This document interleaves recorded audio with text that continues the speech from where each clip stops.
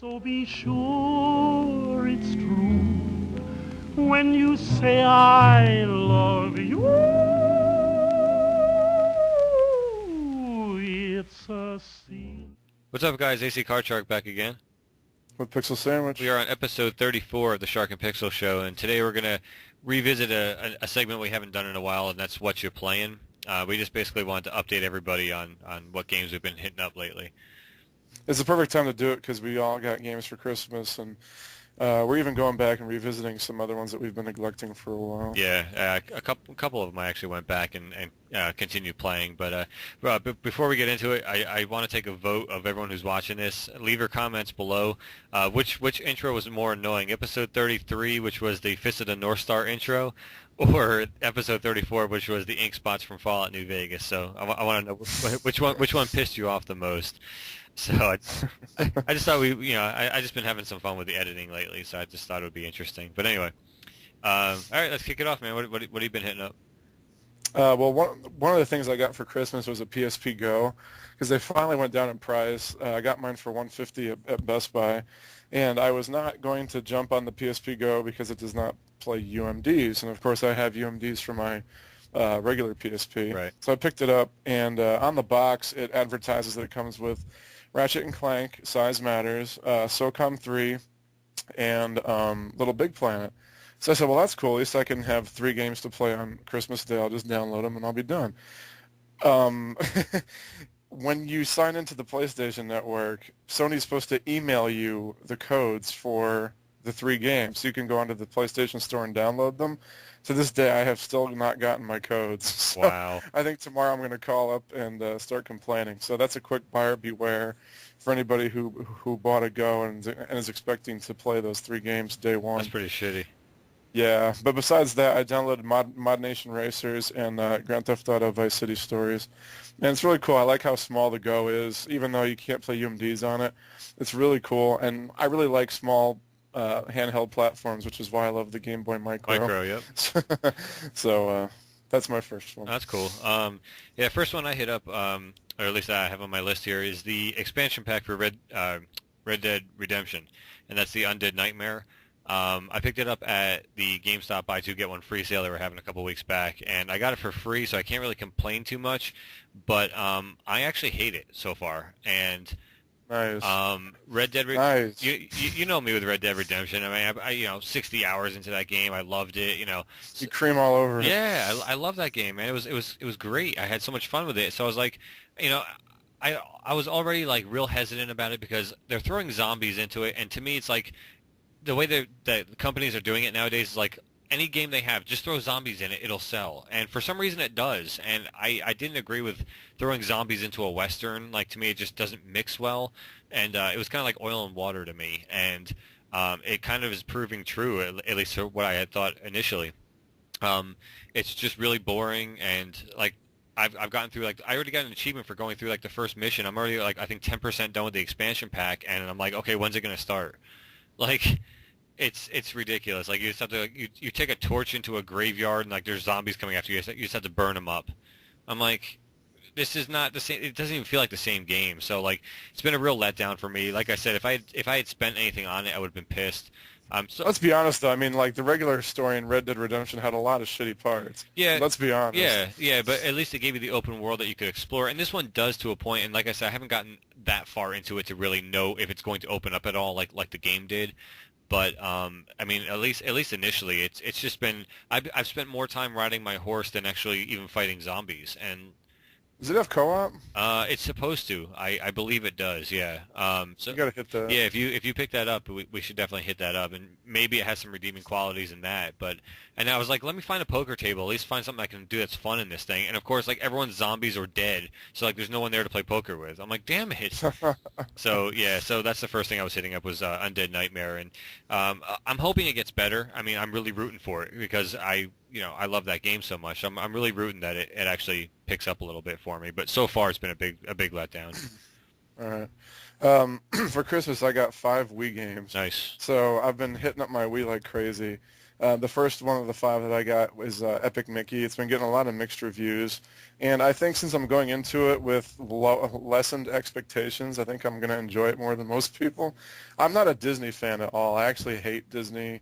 I go there every year, and I just hate it because my wife likes to go, and I don't know, I'm kind of over the whole Disney thing, and the camera does suck. I mean, everyone's saying the camera sucks.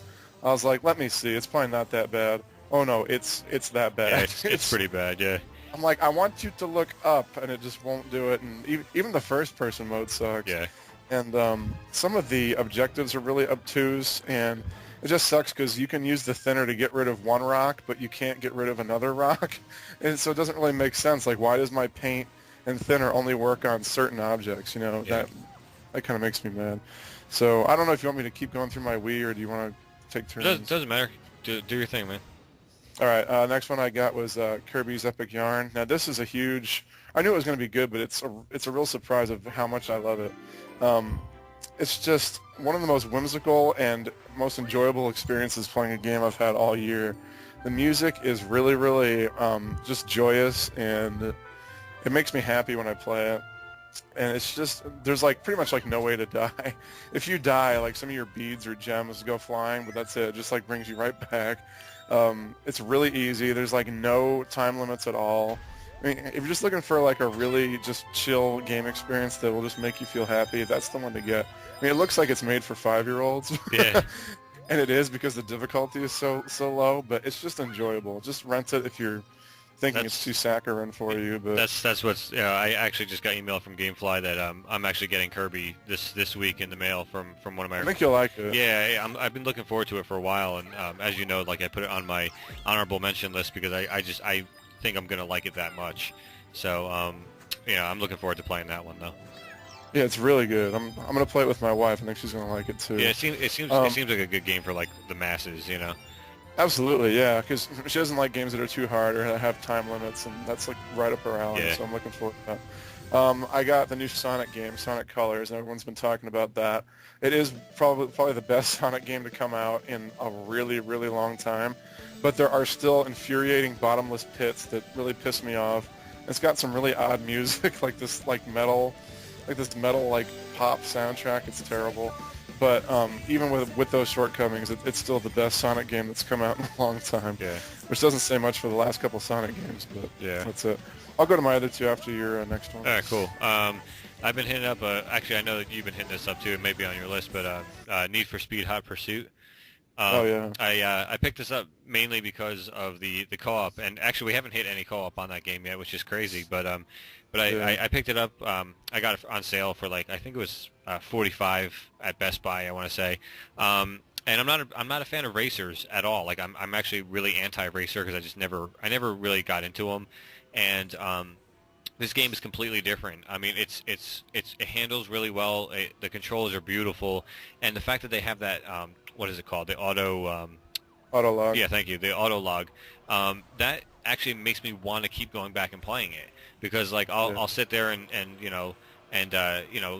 I'll finish a track, and normally, like, if you didn't have that, I would just be like, okay, next track, and it would just get boring.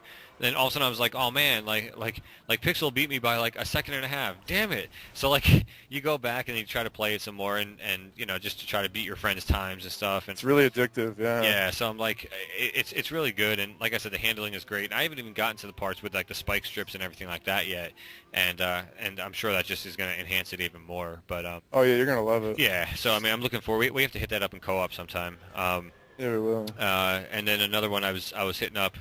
I don't really have much to say about it because it's really just more DLC. Is Alan Wake. I actually just recently bought this game from GameFly. Well, technically I bought it, but we'll save that story for another day. So I ended up obtaining a copy of Alan Wake, and it still had the download code for the Signal, which I was pretty stoked about. So I downloaded that for free, and then I paid when it was on sale on Xbox Live. I paid like 200 points for the writer. So I've got 2 new episodes to go through in that game. I haven't really gotten too far into it just yet, but that's definitely on my scope of games I'm going to be hitting up like either later tonight or this week sometime to continue those DLC episodes. Yeah, I played the Signal. It was really good. I haven't had a chance to play the Rider yet, though. Yeah, because it was a day that you weren't on Xbox and it was on sale for like one day. Yeah, dude, I'm fucking pissed about Yeah, that. I totally wanted to let you know about it, but I forgot. And, It's all good. but yeah, what were the I almost said GameCube, the other Wii games? Yeah, I got 2 more Wii games that I've been playing. I picked up the new GoldenEye. Definitely the best shooter on Wii. The frustrations that come from pointing the Wiimote at the screen and shooting people is totally helped by they have a really generous lock-on system. Hmm. So if you press the Z button to zoom in, it'll lock on to an enemy, which saves for a lot of the frustration that came from a lot of the other shooters on Wii. It's really good. I'm really, really shocked. When they announced this game at E3, I was like, whatever, it's just a cash grab, for the GoldenEye name, and Yeah. I'm not going to try it. But when I read the reviews and heard people saying it was actually really good, I decided to try it out, and they were right. It's really good. If you guys have a Wii and you're into shooters, definitely pick it up. I mean, I definitely like it more than a lot of other games. Like probably if I played Halo and all that stuff, I'd probably still prefer this. Yeah. Just because I don't know, it just feels more substantial to me. Yeah. And then I picked up Donkey Kong Country Returns. God, this game is so hard. It's really, really hard. But it's not like a frustrating hard. It's like I know I can do this better, so I'm going to try it again kind of hard. Yeah. And it does have a lot of waggle. Like whenever you see like a little like flower or like a rock, It's annoying, it, like, right? it wants you to waggle it. Yeah.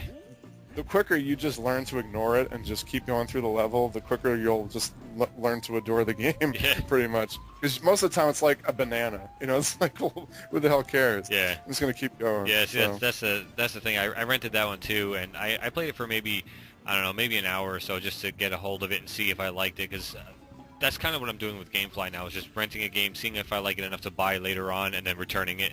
So like I don't play too much into it, and I played maybe the first couple of boards, and I was like, this is definitely a buy when it gets cheaper.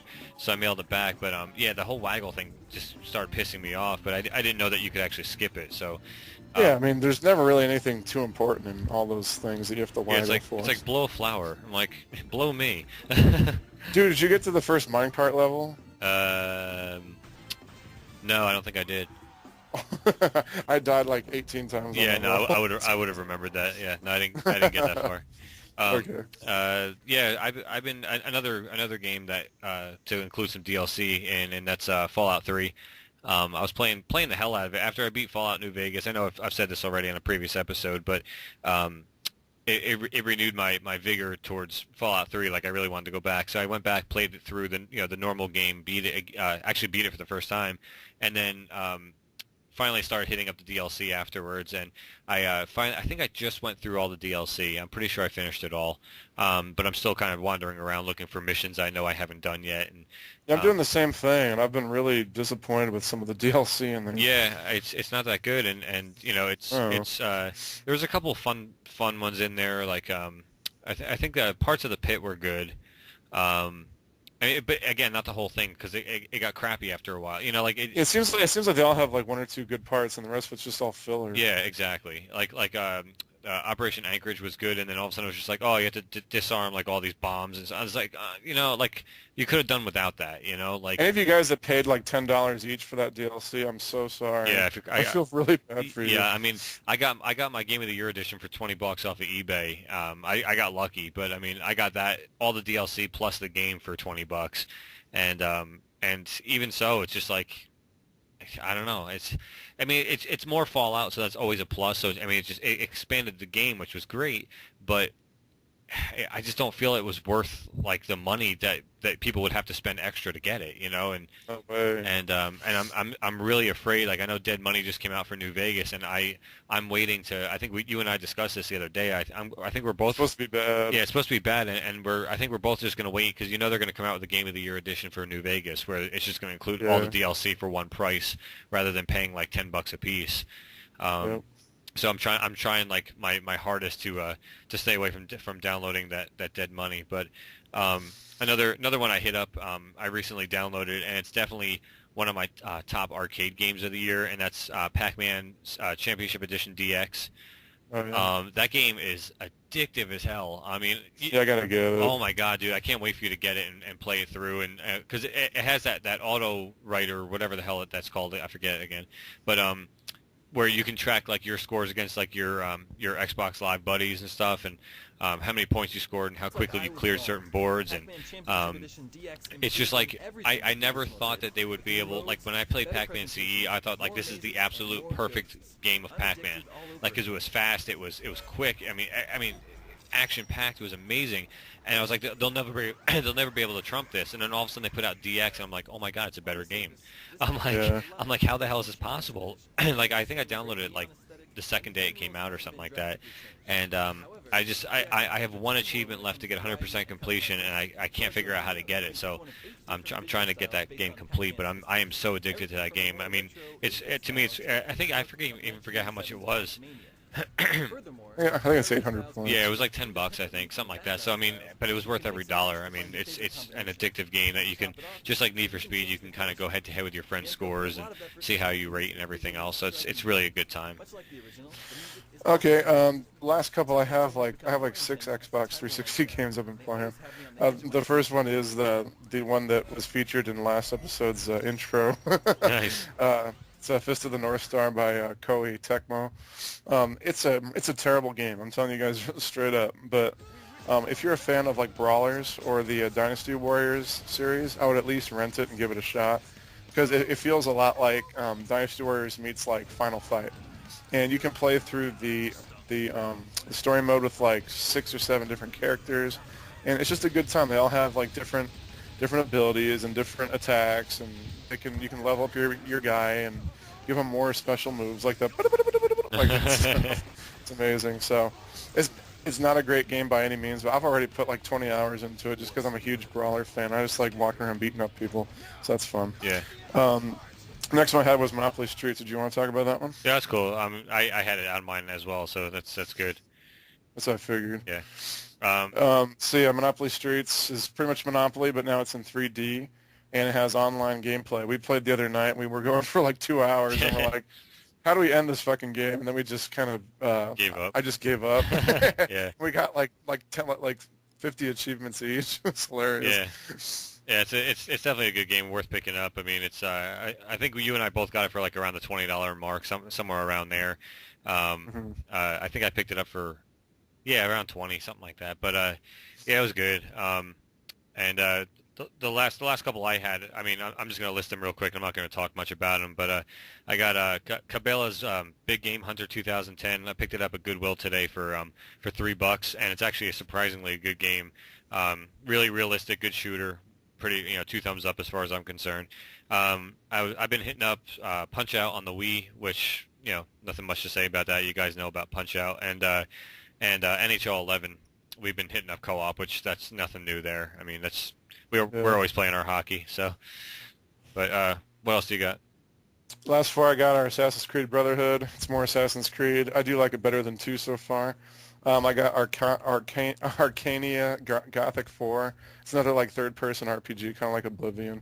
I picked up Bayonetta finally for $10 off of Amazon. Nice. I'm really enjoying that, and I got Resonance of Fate for $15 off Amazon. That's a really hard, frustrating RPG, but if you're a hardcore RPG nut, it does do some unique things. Yeah. So, Yeah. that's it. Yeah, right on. Yeah, I mean, so as we said, we've been playing a shitload of games because tis the season. So.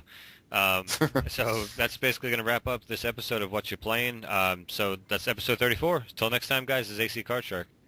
Pixel Sandwich. All right, later, guys. Late.